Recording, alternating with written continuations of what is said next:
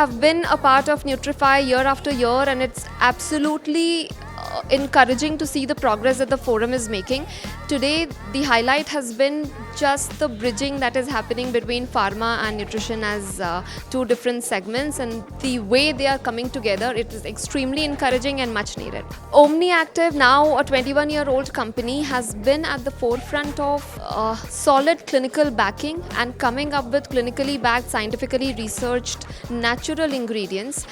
So one, we do have very robust innovation practices to make sure that we are tying the consumer need gap to a very scientifically robust active. We invest very heavily in researching and ensuring that the ingredient we come up with is not just very, very potent, but then also has a very robust supply chain. So what we promise is transparency in supply chain and transparency in science.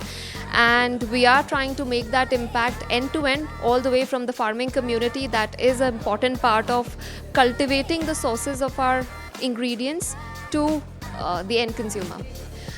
India as a market, now we size it at $17 billion when it comes to nutraceutical industry. And again, from what I used to see as a child earlier, when we used to know of Revital and Chyawanprash, to today,